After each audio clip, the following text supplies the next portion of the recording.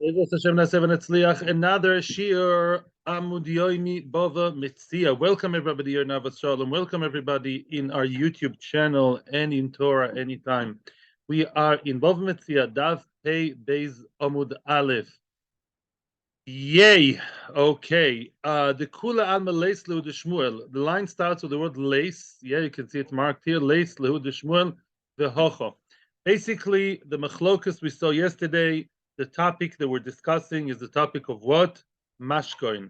A person who got a collateral, a mashkoin, because he lent money to someone. Now the mashkoin is in his hand. What do we say regarding him being a shomer sochor or a shomer chinam? If the object gets lost, does he have the status of a shomer sochor, which means that he has to pay, or does he have the status of a shomer chinam that he doesn't have to pay?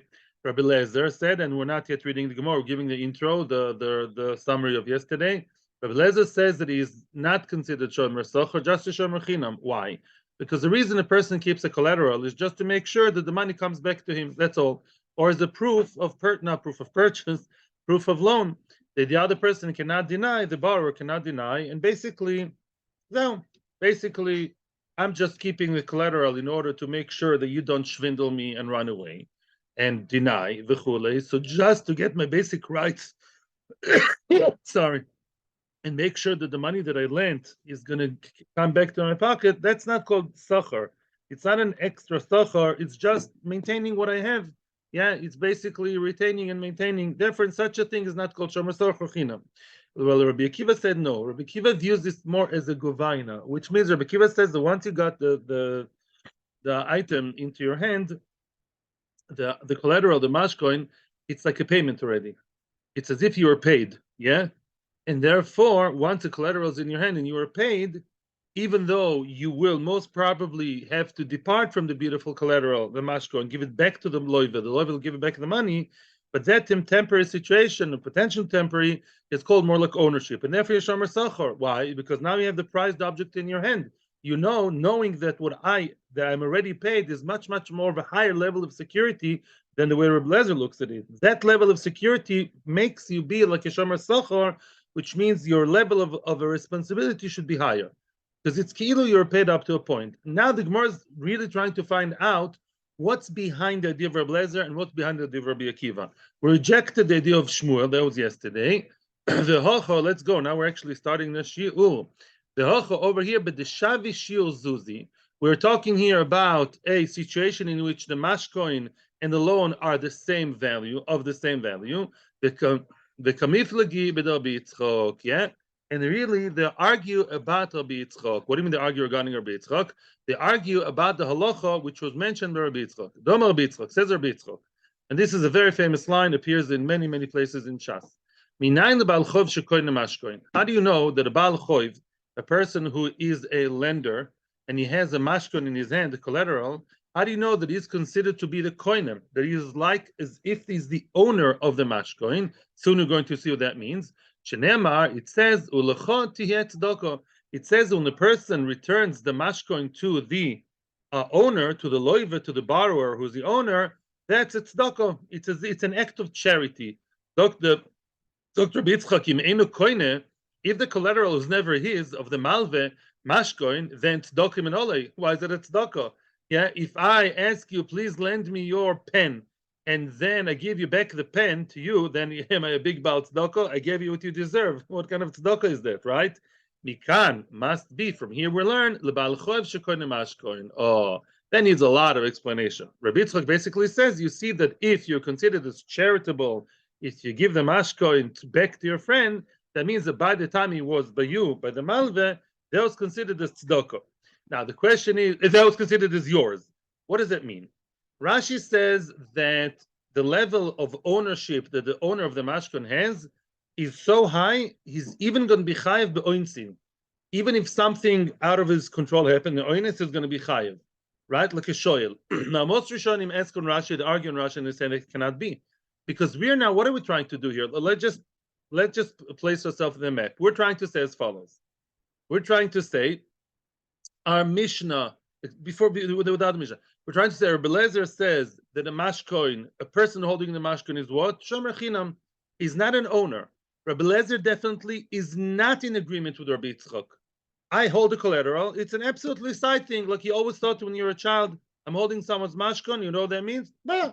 It means that that's a way to make sure that my money that's over there will come back to me. I don't own the mashkon, and it's just a security form.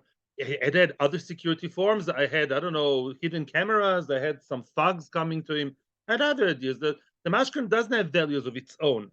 He's clearly not like Rabbi Yitzchok, who seems to be a Rabbi Yitzchok fan, who seems to be going with Rabbi Yitzchak? Rabbi Akiva, very much so. Why? Because both Rabbi Yitzchak and Rabbi Akiva are singing a very, very similar song, possibly the same song. What do they say?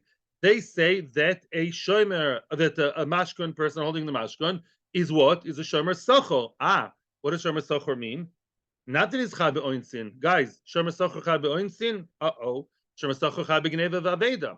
So most Rishonim argue with Rashi and they say no. What Rabbi Yitzchak is coming to say is as follows. That level of ownership that I have over the mashkon, whatever that is, we're going to explain more, is the same level like a shomer sochar. It's not that I'm receiving sochar per hour every hour I'm looking after the mashkon, we're getting 50 shekels. I told you already before, shomer sochar is a very gray area. Sochar can mean any side benefit. The fact I have this in my hand and I'm a partial owner on it, over it, that makes me should make me be much more responsible to the level of a shomer sochar. Now, I didn't yet say anything. Why is he really called an owner? Is he an owner of the mashkon? Let's say I took this mashkon, not such a nice mashkon to take, not worth much. I'm telling you, I took this mashkon from someone. He owes me 200 shekels. In a month's time, he has to pay me. Yeah, can I now go and throw it in the garbage? Can I? No. Maybe he'll give me back the 200 shekels and we'll get back his prized phone, right? Elamai explains the Gemara in what does it mean he's the owner? What does it mean he's the owner? Says the Gemara in Kiddushin. A man, maybe Mekadesh a woman, when a man is Mekadesh a woman, does he have to own the ring or the phone or the money, whatever he is Mekadesh her? Yes. It has to be absolutely his. Now, can a man be Mekadesh a woman with a mashkon? He's a malve. He has a mashkon in his hands that the borrower gave him. And can he be Mekadesh a woman with that? Somebody lent him a ring. Not lent him. He lent money to someone, and that someone gave him a ring as a mashkon. That's an absolutely realistic thing to happen. Can he be mekadesh a woman with that ring? Yes. Yes. Thank you for the surprise. Why? Can she actually use the ring and melt it and do whatever she wants with it? No. She's mekudesh with whatever the man has in the ring, meaning that ring holds 200 shekels in it, right? If I have the ring, everybody knows that if you don't give me the 200 shekels, I won't give you back the ring. And after a certain due date comes, boom, at some point the ring is potentially his, the malve. Those rights, that's what he's mekadesh her with. So even though it's not consumable, lemaise he could give it to the woman, and she's not a full owner, just like he's 80% owner, because let's say the guy is 80% is not going to pay it back, yeah. So she's also 80% owner, but that 80% is good enough. Even more so. One second, excuse me, 1 second. Same thing, a person can even purchase avodim v'kolkois. Person may purchase things with a mashkon. I have 20,000 shekels worth of let's say, candlesticks that the borrower gave me. They're not completely mine. But that partial ownership is called ownership enough, yeah, that I can actually pass it on to someone else and tell him, listen, I'm selling you a lottery ticket. If the person is not going to pay, it will be yours, right? So that partial ownership is called ownership enough, says Rabbi Yitzchak. Now you called, and that's what the Torah comes to tell you, that potential is really called ownership. When the Torah says you're charitable for giving it back, the Torah says that partial potential, business, the Torah views that as some kind of ownership. Definitely enough to make your shomer sochar. Yeah, the fact that everything in my hands is so enjoyable for me, so good for me, because I have the potential here, and I can, with that potential, mekadesh a woman, can mekadesh this, can do this, that, and the other. That makes him the owner enough to be shomer sochor.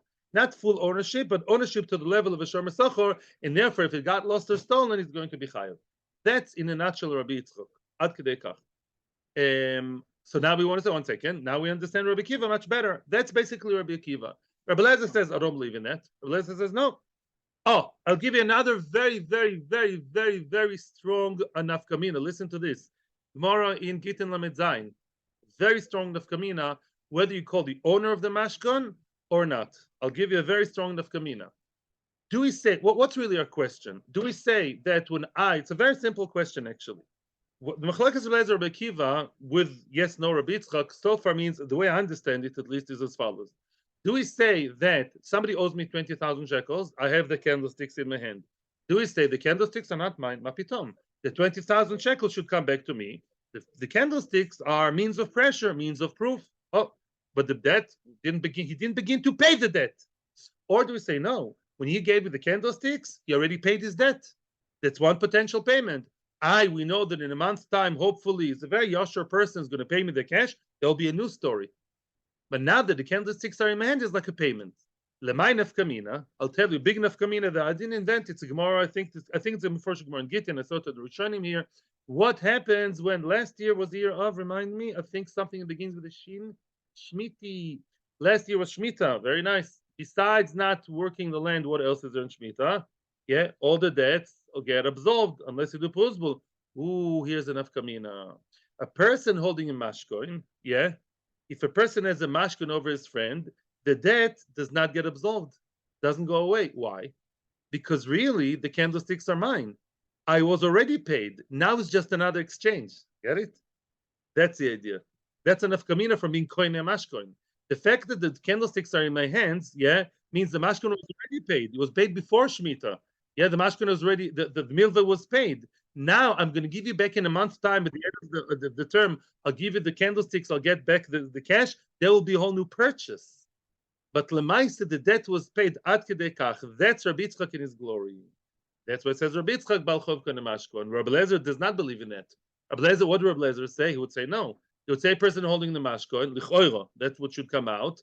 Of course, I'm still owed money. Those candlesticks are a side thing. Therefore, if Shemitah came and Shemitah left, then the choiv is nishmat, is absolved. That's a very, very clear cut nafkamina. Okay, quick one. Yes.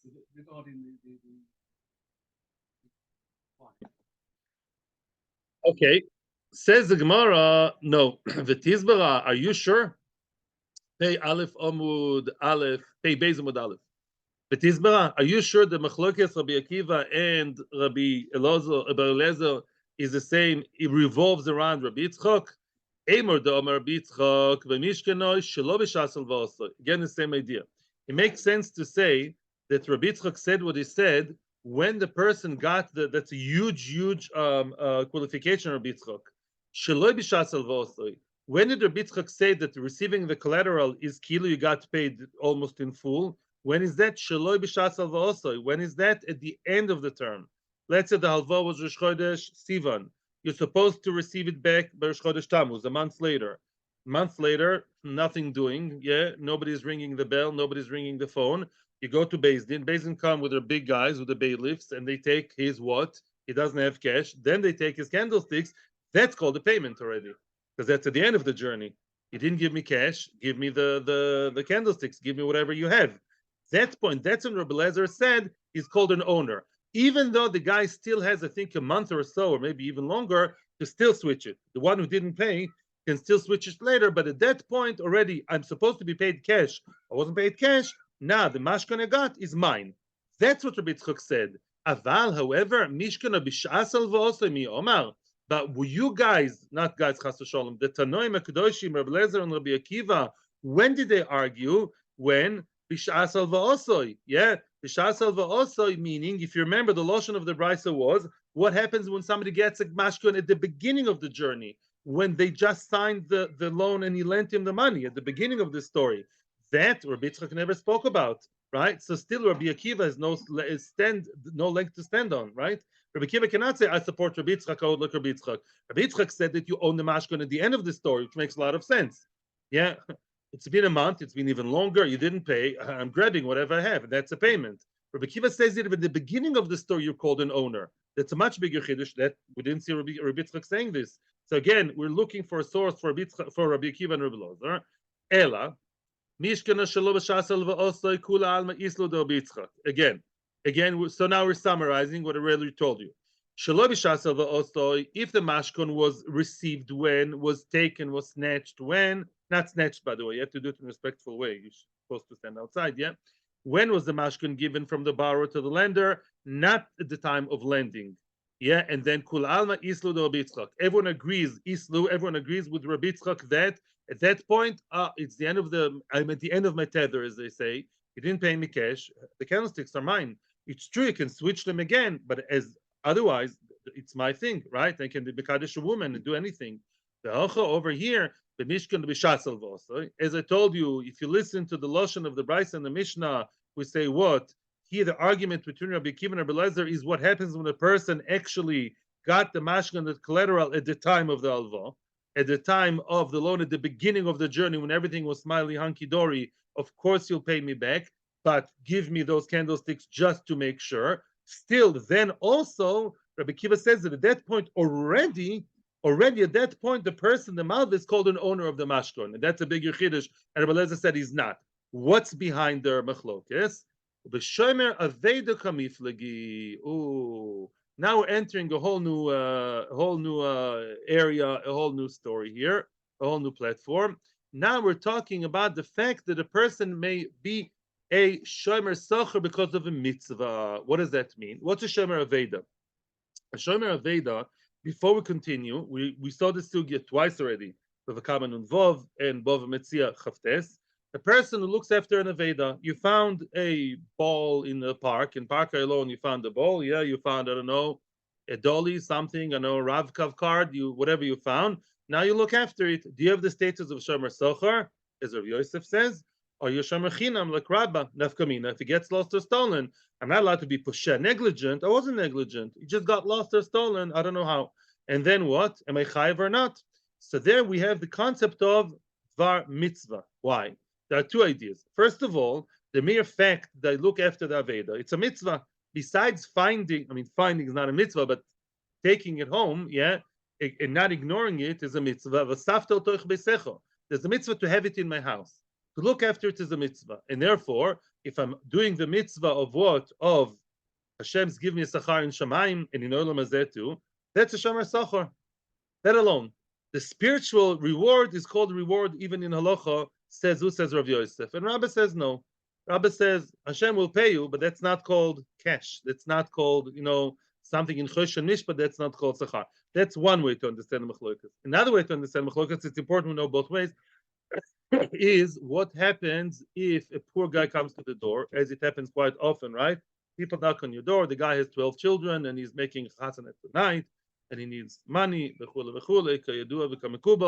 and now you're looking after the Aveda, you're looking after the dog that you found in the street and is running around, you're looking after the carpet, and now you're dusting the carpet, hitting it with that, thing, yeah? So then you potter from giving the pruta, you're gaining real money. In other words, every time an Oni knocks on the door, I can go and look after the Aveda, and I don't have to pay the Oni. I'm potter from giving tzedakah to the Oni. Oisik b'mitzvah, potter on a mitzvah. Engaged in one mitzvah, you don't have to do another mitzvah. Sukkah chafei Amud Aleph. The question is, right? And now Rav Yosef said, it's called pruta de Rav Yosef. That 1 shekel, 5, 10 shekels, I don't know how much you give people at the door, you saved that money because you're now looking after the Aveda. Sometimes, not always, yeah? But that potential schar is financial schar. It's real monetary schar, says Rav Yosef. Rabbi says, come on, I don't believe in that. Yeah, it's only occasional. It's not something real to call him a shomer socher, a shomer chinam. Having said that, let's compare that to our guy. Who's our guy? He lent money. Why is that pikadon in his hand, the mashkoin? Why? Because he lent money. He's lending money a mitzvah. It's a huge mitzvah. It's a very, very big mitzvah, says the Chofetz Chaim. In Kesef Talves Ami, a person approaches you for halva, and you have the money. It's not simple. You can say no. You know that? When people approach you for halva, unless you have a good reason to say no, it's not trustworthy, I don't have money, I have savings, but stam though, if you have the money, and the guy's a regular guy, you have to give him the halva, yeah? So now halva is a big mitzvah, and therefore what? If I have the mashkon in my hand, why do I have the mashkon in my hand? Because I like it? No, maybe also, but not necessarily. Why do I have the mashkon? Because I lent money. So why did it come to my hands? As what? As a result of a mitzvah, right? Meaning at the beginning of the process, I lent him money. That's why it came to my hands. Some Rishonim say because at that very first moment, the first spark of the process was because of a mitzvah, therefore you can consider that a dvar mitzvah just like the person looking after the Aveda. Wow. Even though looking after the Aveda is 24/7 or once a day, once or so, here you can still look at the whole thing as a mitzvah. That's what some Rishonim say. So what's a machlokas Rabbi Eliezer and Rabbi Akiva? Very good. Well, that's a machlokas. How would you phrase it? Rabbi Akiva would say that's a shomer sochar. He views that as real sachar, the mitzvah. And Rabbi Eliezer said, no, shomer chinam. He doesn't view the sachar as something real and tangible. Yeah, that could be. Let's see the Gemara says it. The hocha b'mishkan b'shas alvosa. The mashkan was at the time of the alvo, nothing to do with Rabbi Yitzchak. But shomer aveda kamiflagi. They argue regarding shomer aveda, the itma. Shomer aveda. We saw before a person who's looking after someone's aveda in his house. Rabba Omar keshomer chinam. Rabba views him as a shomer chinam. Why? He says because first of all, a sachar mishamayim is in shamayim. That's not b'choshen mishpat. Secondly, the very one-off occasion that the oni knocks on the door, punkt when you're dusting the friend's carpet, I don't view that as something tangible. Says Rabba, Yesham Rechinam. Yeah, and therefore what? He doesn't have to pay if he got lost or stolen. Rav Yosef Amar Kishomer Socho. Rav Yosef says Shomer Socho. Rav Yosef says, no, I view that as a Sochar, either because Hashem compensates you Mishamayim. Hashem will give you tomorrow $1 million, it's real Sachar. And what else? Also, the fact that sometimes you save money on tzedakah because you take care of the Aveda, I see that as tangible enough, says Rav Yosef. So now, the Gemara is now going to the intricacies. How do we connect Rabbi and Rav Yosef to Blazer and Rabbi Akiva, which we're looking, what are we doing now all the time? Trying to see the sources and the ideas behind the Rabbi Eliezer and Rabbi Akiva Machloikis. Lema, let us say the Rav Yosef Tanoihi, the idea of Rav Yosef that said what? That a Shomer Sochor is really, the Shomer Aveda, a person dealing with a mitzvah, the Shomer Sochor, is that up to Machloikis Tanoim? Which means, Rashi explains like this. Rabba's words for sure, Rabba says it's a Shomer Chinam. Rabba cannot manage with Rabbi Akiva, no way. Because Rabbi Akiva said outright, Shomer Sochor, and Rabba says Shomer Chinam, can't do that. Rav Yosef, though, is Rav Yosef also up to Machlokes Tanoim, which means Rav Yosef says Shomer Sochor. Is Rav Yosef, Rav Eliezer at odds with each other or no? Says the Gemara, there is a difference, says the Gemara, between a Shomer Aveda or a person who lent with no, I don't mean interest as ribis, with no personal negias. Those people are tzaddikim. They only do everything l'shem shamayim. B'shomer Aveda dekula alma islu Rav Yosef. We don't have to say Rav Yosef is up to machloikas. If a person is the Shomer Aveda, what is he gaining from that? Nothing. L'choira. Yeah? And everyone agrees that meaning he doesn't have clear interest. I'm doing it for the mitzvah. It's a pain in the neck. Trust me. You know that, right? You find something, you have to start advertising. It takes space in your house. It's not a pasha of the mitzvah, Shavas Aveda, right? So Shomer Aveda, everyone agrees is Rav Yosef can tell you, you know what? Both Rabbi Eliezer and Rabbi Akiva would agree with me that a Shomer Aveda is completely altruistic, who's doing it only Hashem Shemaim, is not gaining anything. The sechar he gets from Hashem, or the fact he doesn't have to give tzedakah, that's considered Shomer Sochar. So why are they arguing here? Rabbi Eliezer says Shomer Chinam and Rabbi Akiva Shomer Sochar. What is the argument here when it comes to a person who took the collateral from Nalva? The Hocha over here, it's a different story. Here the guy is not such a big tzaddik. Yeah, we're turning the page. Hocha over here, the malve tzorch lemashkan kamiflagi. What does that mean?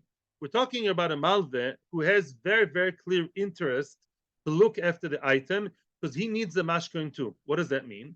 Let's say you have a mashkan, nothing dishonest or shticky over here.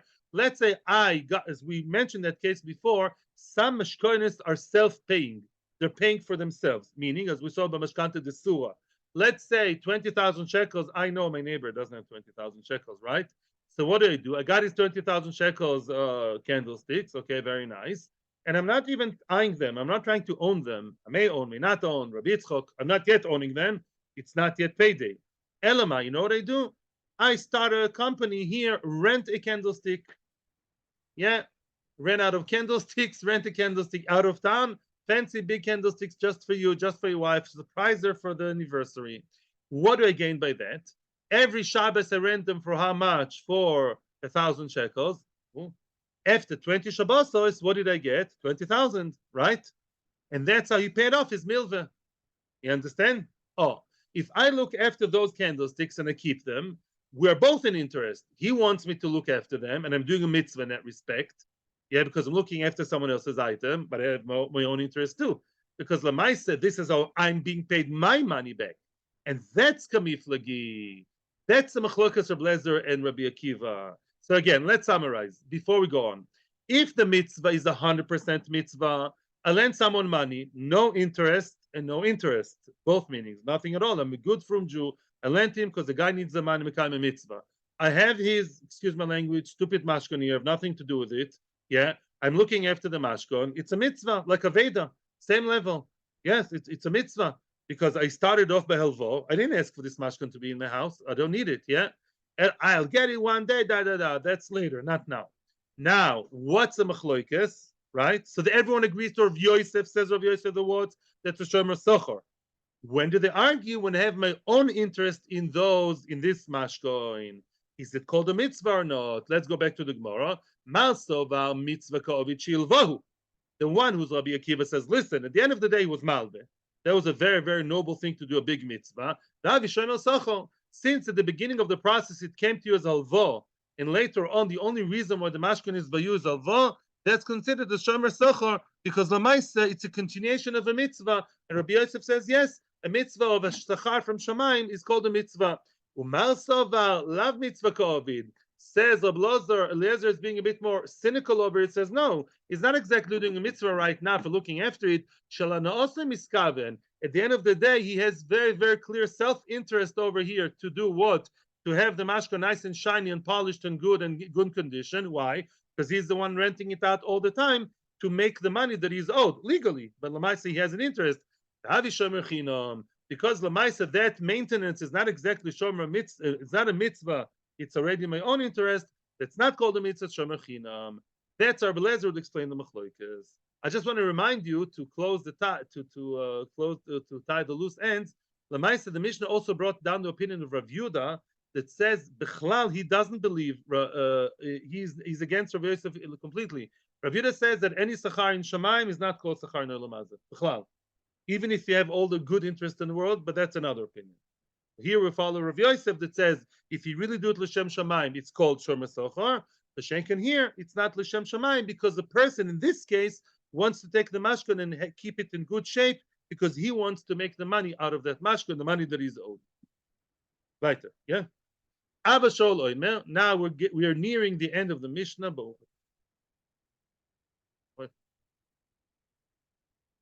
Abba Shol Oimer. Abba Shol says at the end of the Mishnah, Mutar le'odem la'askir mashkone shel oni. A person is allowed to rent out the mashkon of a poor person without telling him li'ospeiches ve'oilech. Similar to what we just said. Let's say a person lent money to a poor person. The borrower is poor.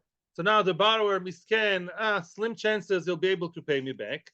I, without asking him, the malve, can go and do exactly as I told you before. I can go and be maskir it, hire it out, rent it out to other people, rent a candlestick, rent a car, rent a phone, you can rent anything nowadays. Yeah, why? With that money, I'm helping him paying me. So I'm helping him. Says Abba Shol, that's good. And Abba Shol explained why it's Meishiv Aveda. In other words, I return him what he owns. I'm doing him a favor. Why? Because Lamaisa, this is an easy way for him to pay, and I don't have to ask him. Amar B'chanan Bar Ami, Omar Shmuel, Halacha ke Abba Shol. Halacha is like Abba Shol. Tanakama didn't voice his opinion. Maybe Tanakama doesn't believe that's an honest thing to do because he didn't ask the person. But we say Halacha is like Abba Shol. But even Abba Shol qualified his own words, or we qualify Abba Shol, saying Abba Shol didn't say it about each and every or any kind of item. Ela b'mora, the postal, the kardum. Mora, postal, and kardum. Don't ask me for translation, but I do know. I saw it in the Metargim. Are all types of like axes, of hammers and axes and sickles, things that are that you cut with, or you like a sledgehammer. You pound with. Those items are the items that he said you can rent out and make money for your borrower. Why dafka those? Why? Nofish agrayu v'zuto pachtayu. Nofish agrayu, which means the schar that you get for it is high. In other words, you get a lot. It's not 50 shekels now, it's 100 shekel an hour. It's a good, Black & Decker. The zuta pachtayu. What's zuta pachtayu? The pchat, the wear and tear is minimal. So that's very good for the oni. Why? The oni very quickly, they make quick money easy, right? You rent out your fancy hammer, then the hammer there's very little wear and tear, so keeps in good shape, and the oni will get it back nicely. And also, on the other hand, he's paid back quickly because every hour, every time, every day is a lot of money. And therefore, in such a case, you can assume that the oni is happy with that and he can do. But let's say something that is not so profitable, you can't decide in your own accord that that's what the oni wants. Maybe he doesn't want that. Maybe it's not worth it for him. Then you have to ask the oni if he's willing to or not. Next Mishnah or questions? Yes, little questions, big question, all are welcome. Says the Heilige Mishnah, the Mishnah says, Hamavir chovis. Oh, more about Shomer Socher, Shomer Chinam. Hamavir chovis mimokim lemokim. A person transferred a chovis, a barrel, from one place to the other, yeah, for the need of the owner, which means the person is a shomer, it's a person who has a pikodon, right? And he passed the barrel from one place to the other, ve shavro. Now, shavro doesn't mean he broke it on purpose, of course. Shavro is really nishbera. The chovis broke by itself, boom, an accident. The assumption is that he just bumped into something, yeah? He was trying to be normally careful, as people are normally careful when they pass things, and boom, bumped into some stone, into some little stupid chair, something. It broke something. Nishbara, it broke, unwillingly. Says the Mishnah, there are really three opinions. The Mishnah mentions two of three opinions. Ben shomer chinam, ben shomer socher, yishova. Whether the person is a shomer chinam or a shomer socher over that barrel, he has to take an oath. You should know, guys, whenever we say shova, that's another way of saying that he is potul, which means once he was nishba, that he didn't do anything wrong, whatever anything wrong means, depends on the level, yeah, then what do we say? He's exempt. For example, if it's a shomer chinam, what does he have to be nishba? A shomer chinam has to be nishba that I wasn't posher. I swear to you, I wasn't posher in any other way, and therefore, if I'm not posher, I'm exempt, scot-free, I'm okay. If it's a shomer socher, what does he have to be nishba? What? No, he's nishba and he's exempt. Why? He's nishba, not only wasn't posher, he wasn't to the level of gneva v'aveda. What does that mean? You have to have this chart in your minds clear, as we say in Yeshiva world, cold, which means you have to have all the time in your minds three levels. It has to be like automatically part of your DNA, one of your gray cells over there. A shomer chinam is chayv be shia. A shomer socher is chayv be gneva v'aveda. Gneva v'aveda doesn't mean lost or stolen only, because here in the Mishnah, nothing was lost or stolen, it was broken. Lost or stolen comes to say a level of negligence, which is not very negligent, but not completely out of his control, right? That's gneva v'aveda. A shomer socher has to swear, has to be nishba, when I was handling the chavis, when I was holding the barrel, yeah, then in my hands and I bumped, not only I wasn't very negligent, I wasn't negligent at all. Yeah, meaning it was oines. It was complete oines, completely out of my control. Yeah, something came, lightning came from Shamayim, a terrorist came, or something completely out. Only then he's exempt, right? Okay, a shoyel, if the person was a shoyel, what would be the halacha? Would be potter? No. A shoyel is chayv on what? Even on oines. A shoyel cannot swear I was oines, because even oines is chayv. That's always the rule, right? And a renter is either a shomer socher or shomer chinam. Now, Ablezer says, so yeah, that's ben shomer yishova, which means what? Which means we view the bumping as what? As something which is oines, right? And he has to be nishba that not only wasn't posher, he wasn't gneva v'aveda, and therefore when the bumping happened, we assume it's oines. He has to swear it would be oines, completely out of his control, and his potu. That's the nekama, which is, by the way, Rabbi Meir. Now, Rabbi Lezer says as follows: Zev is Yishova. You are right that both shomer chinam and socher have to be nishba, and that's what I learned from my rabbis. That's what I learned from my rabbonim. However, v'tmiya ani im yecholin zev is Yishova. Rabbi Lezer says something very, very interesting and out of the box. Rabbi Lezer says that really, I also heard from my rabbonim, like you're saying, that chinam and socher, if they bumped by mistake, we view that as oines, as something out of control. But I wonder from my own svar, if you ask me what I understand, what I see over here, no, I don't understand it. I don't understand how both Shemachinam and Socher can be Nishba. Why not? We're going to see that in the Gemara. The Mishnah is the classical Mishnah, which is a condensed version of the Braisa. The Braisa will explain much, much more in the Mishnah. Let's go for the Braisa straight away. Otherwise, we're wasting your time. Tono Bonon. Yeah, we see in a Braisa. Amavir Chovis lechaveroi. A person was Mavir Chavis for his friend. So what is he?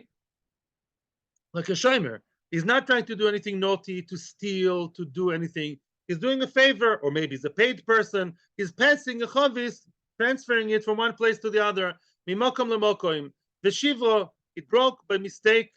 Ben shomer chinam, ben shomer socho, yishova, divrei Rabbi Meir. The first opinion Mishnah is Rabbi Meir. Rabbi Meir says, if the person bumped, then what? Whether chinam or socho is potter. If he's nishba, that he wasn't poshea, and it wasn't what? It wasn't gneva va'aveda level, which means what? Bumping is considered to be oines, and they have to be nishba that there was no other factor over here except for just the bumping, says Rashi. Then he's potter, because his onus, that's out of his control. When a person bumps, we assume that he did his best, yeah? He wasn't on his smartphone, let's say, and that he has to be nishba, by the way, that he wasn't extra poshea, he was engaged with other things, he was transferring it the normal way, and bumping is viewed as oines if his onus is potter. Rabbi Yehuda, both potter, chinam and socho. Rabbi Yehuda omer shemechinam yishova. Rabbi Yehuda says, well, the shemechinam, I agree, has to be nishba the what? He wasn't poshea. The actual bumping is not pshia, I agree. However, no, it says socho yeshalem. Oh, it's not considered automatically as oines. The bumping is considered to be what?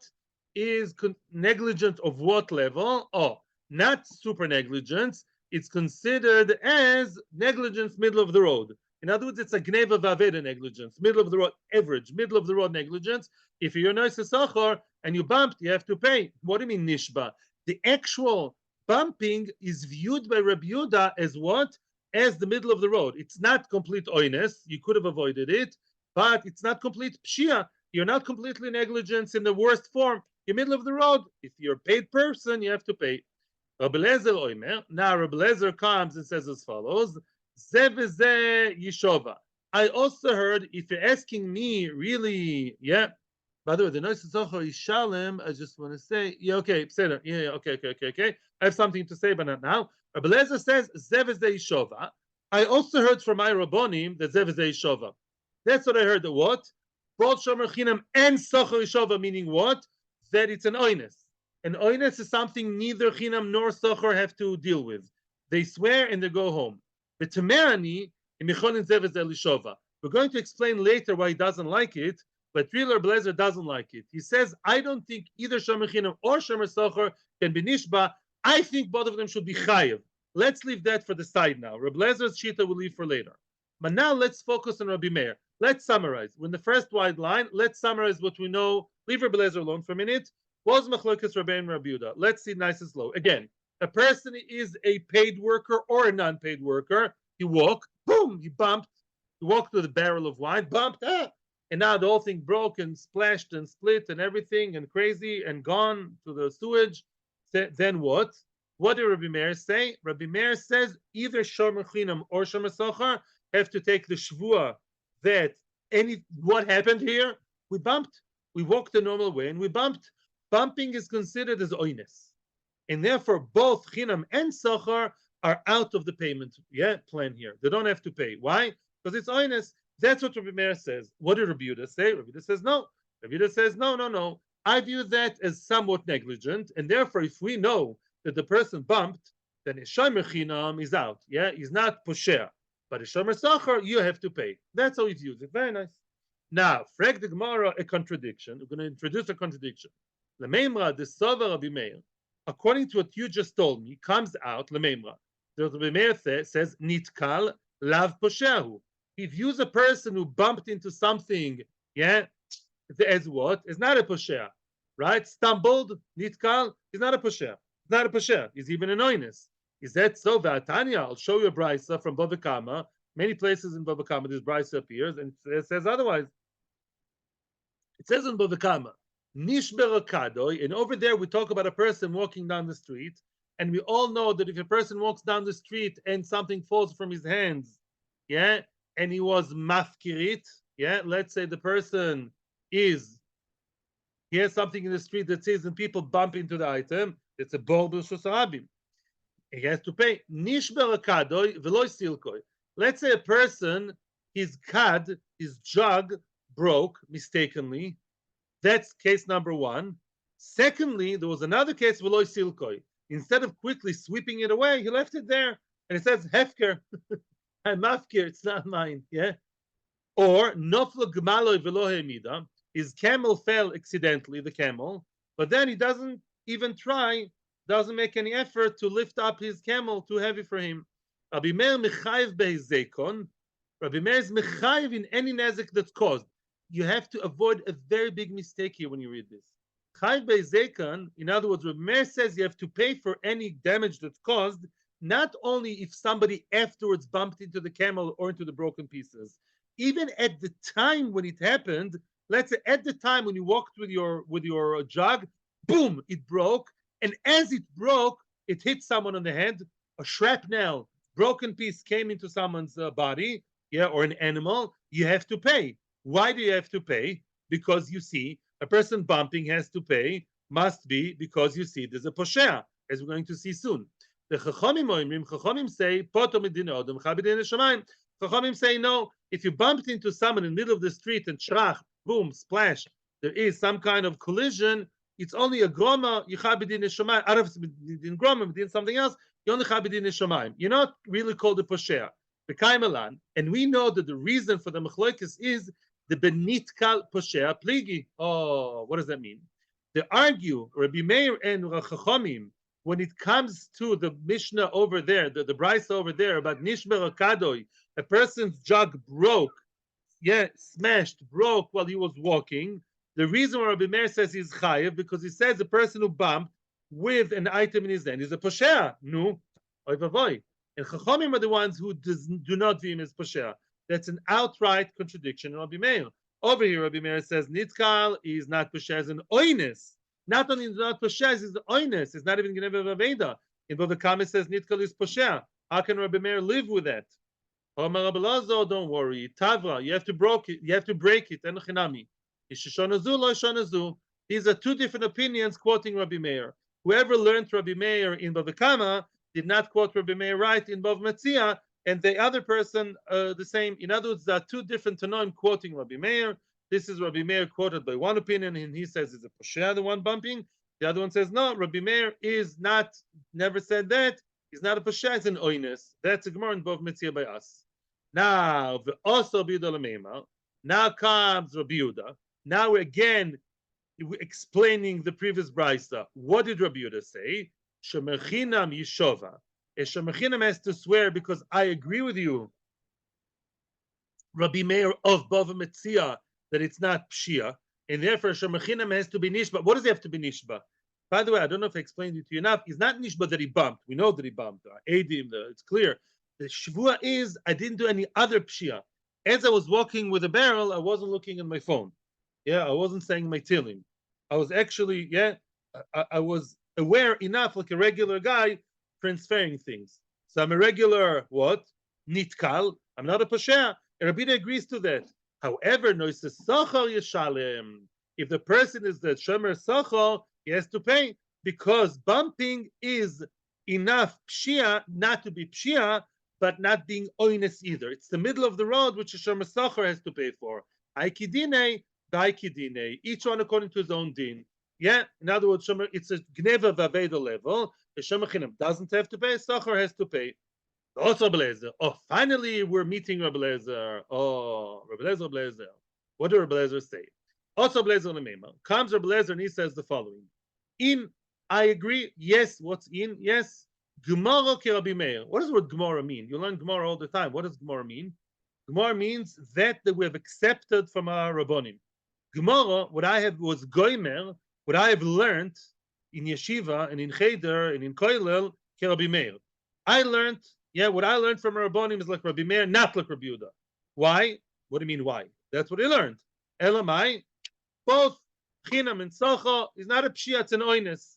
Umiu. However, says Rabbi Lezer, bringing his own thoughts into the process, Tamani, I wonder, I wonder if both shomer chinam and shomer socha can really be nishba and get off the hook. What does it mean if they can be nishba?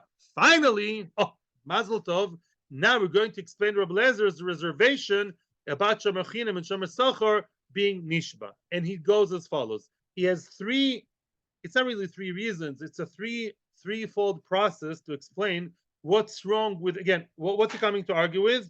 We have a case here of a person holding a barrel in his hand, and boom, he bumped, everything broke, all the tea, all the wine, and now we say that both shomer chinam and shomer socha are exempt. Just be nishba, you're not poshea, and you're better than shia, better than neva v'ed. It's an oines. Hashem loves you. Correct, Rabbi Lezer. I don't think they can both be nishba, or either can be nishba. Bishlama shomer chinam. Let's start this way. First of all, shomer chinam mishtaba deloy poshaba. That I can accept. I can accept to a point that shomer chinam can swear he wasn't poshea. Maybe bumping is really not pshia. Ela shomer sochor ama mishtaba. Why does the shomer sochor swear? What does he swear? Kiloy posha na mishlumi bai. A shomer sochor who was not poshea, so what? Yeah, it's still gneva vaveda, which means, very interesting, misvaro, Rabbi Lezer believes who? Rabbi Yehuda. Misvaro, I think Rabbi Yehuda is right. I think that the level of pshia means it's above pshia, below oines. It's a level that a shomer socher has to pay. That I learned from a rabbonim like Rabbi Meir, but my own mind tells me Rabbi Yehuda is right. When it tells me that bumping is an oines, look at your, follow your steps, watch your step. See what you're doing. Even if some big black animal was on the other side, you still have to do it. Be aware of what you're doing, and therefore you're not a pasha. You're gneva v'aveda. That's number one. Number two, shomer chinam nami. Even a shomer chinam too, I don't really buy it that it's always considered as a non-pshia, because you have to see what were the conditions exactly. What were the topographical conditions? I can understand. Midron is a slope. Yeah, it's a slant, a slope. Let's say the person had to move the barrel in a sloppy area. Yeah, it was like a slant, a slope. And what happens then? It's very dangerous, very precarious, very, tricky over there. And therefore, when you moved it, then I can understand it's considered to be as gneva v'aveda, as an non-pshia. It's not called pshia if you bump into something there. But but if really it was in a flat place, flat area, flat, nice, safe, you can have your steady hold over there, steady steps. Why is that loy posha? I don't buy that. I think if a person bumps over there, I would halachically define him as a posha too. I wouldn't get him off the hook so quickly. So a shomer sochor. So again, so far, what did he argue with? A shomer sochor, he says, b'chlal, he sees them as not poshea, but below oines, gneva v'aveda, let him pay. A shomer chinam, you're saying is always non-poshea? I don't get it. No, I don't agree with it. You're saying he's like not a poshea. That's when he's midroin, when it's very slippy and very slopey, then I can hear. Otherwise, no. If it's a flat place, I think it's pshia. You have to watch your step. That's number 1 and 2. Number 3. Now comes a completely different story here. Don't get excited here. I mean, a whole different idea why Rabbi Lezer argues with Rabbi Meir and in fact with Rabbi Yehuda about taking a shvua. And that is nothing to do dafka with the idea of slippery slope or barrels. It's a much more general idea. And he says as follows: even if, let's say, it was a shomer chinam, he's only chayv b'pshia, and it was midron, so slippery, and what really you can't say that's pshia. What do you say? Of course, nishba. I was onus, or at least wasn't poshea, so I don't have to pay. Even in this case, I have a whole different idea why I don't like what you're saying. When can a person actually be nishba and get off the hook? That is in a place where you cannot have any other proof to what happened. Let's say, remember the story with the donkey, that the guy who took him to a tiyul in that lonely river over there? Nar Pekod versus Narish, there was a migo. Nobody knows what happened. He was in a lonely hike somewhere there in the wilderness, okay, then what do? Take a shvua. There are no edim. Over here, says Rabbi Lezer, you know when I believe a person in a shvua and I make him take a shvua? Only in the place where there is no other ra'aya. What's ra'aya? Proof. Or re'iyah, vision, where there are no edim. Yeah, if there are no edim in the area, no edim in the foreseeable future are coming, then you use the other weapon called shvua, the other raya. Avalech, the ikaraya, in a place where normal people are around, when people carry chavios, well, many times, where is it? In the port, in the machsan, in the vineyard, in the wine press, people care. There are a lot of people there. When there is a raya, when I can actually under balabais, and he broke my wine, he broke the barrel and spilled the wine. When there is a raya, when there is a place, there is another source of information. Neiti raya v'nipoter. No, then I want him first to bring the edim that say that he didn't do it, and then he potter. Only if there are no edim whatsoever, then you go to the second best, which is the shvua. Meaning we don't trust people so quickly with their shvuas. You can only do the shvua if there are no other sources of information. The Tanya, it says in the Brisa, Isi ben Yehuda Oimer, Ein Roya, it quotes a pasuk. It's a pasuk in Mishpatim. Ein Roya, nobody saw what happened. Then Shvuah Hashem Tieh ben Shneim. Then the Shvuah of Hashem will be between them to prove. Ayesh Roya. Let's say there was somebody who saw it, or you can try and look for Edim, advertise in the newspaper, ask the other workers in the wine press or in the wherever, did anybody see what happened? Then you have the raya v'poter. Then bring a raya, bring another person that can actually attest to the fact that you are really, really onus and really there's no other chance, no other, you're really not negligent, and then you can be exempt, but not shavua. That's a whole different story here. So let's summarize what we learned today. Yeah, it's actually a very, Baruch Hashem, good matzav. We still have 2 minutes to go now till the end of the shiur. So basically, let's summarize the story with the mashkoin, right? What's the story with the mashkoin? We saw Machlokes Rabbi Lezer and Rabbi Akiva. What was Machlokes Rabbi Lezer and Rabbi Akiva? A person received the mashkoin to his hand. Let's give a bigger summary with all the different opinions. Everyone agrees to Rabbi Yitzchak. Rabbi Yitzchak did make it to the Hall of Fame. Everyone agrees that if a mashkoin, a collateral, was given at the end of the story, what's the end of the story? I signed with you. I gave you money when? 20,000 shekels, Rosh Chodesh Sivan. When are you supposed to give me back 20,000? Rosh Chodesh Tammuz. Okay? Rosh Chodesh Tammuz came, science fiction. He didn't pay the debt. And then what? Then I come to your house with all the halachic limitations, and I take you 20,000 shekels, what? Whatever. Candlesticks or computers, whatever. And it came to my house. Now, everyone agrees to Rabbi Yitzchak. At that point, I'm not just trying to get security and I am just making sure. No, I am the not 100% owner, but I am the owner of that item, of the collateral, because it's true he can still reverse things, can still pay me cash up to a certain amount of time and get back the candlesticks. But as long as he didn't, I was already being paid, right? And I can be Kaddish a woman with that. What would happen to that woman? He will have to knock on her door, yeah, and give her the 20,000 shekels, and she'll give him back the candlesticks to the ring. Maybe she won't like to. Yeah, Lamaisa, that's why it works. Yeah, you get it better now. Yeah, okay. Everyone agrees to that. So far, so good. What's Machlokes Rabbi Lezer and Rabbi Akiva? There are two ways to understand it. At the beginning of the process, Rabbi Akiva is being extreme, so to speak, and Rabbi Akiva says, no, I think even at the beginning of the process, a person who takes a mashkon is not taking it just in order to make sure in security, shmecurity. It's really already a form of payment. Why is that? Well, we said it's not really a form of payment, but in this case, when you have a mitzvah involved, why is it a mitzvah? Why did I get those candlesticks? Because my name is Shmulkile? No, I got it because I lent money, which is a mitzvah. So why did the candlesticks are here? Even though it may be here for a month or 2 or 3, because it came because of the mitzvah, the trigger, the button I pressed was what? Mitzvah. The entire time it's called a mitzvah, and therefore we could be supporting Rav Yosef that says that Shomer Socho, a person doing a mitzvah is Shomer Socho because it's Char Mishamayim, or because now he doesn't have to pay for the person knocking on the door, whatever. That is what? That is one potential way. Rabbi Lezer would say, Rabbi Lezer, no, Shomer Chinam. Rabbi Lezer would say, either Rabbi Lezer would say, I just don't believe in all that. I don't think Schar Mitzvah is a real Sachar. Or you can say that everyone believes that schar mitzvah is a real schar. Elamai, here we're talking about a person who pays off with the mashkon his own debt. And therefore his relationship with those candlesticks, with the collateral, is not purely mitzvahdik. Why are you looking after it? Because you rent them out every Shabbos, right? Or every Simcha, every time. And with that, you pay your own debt, which is legal and okay.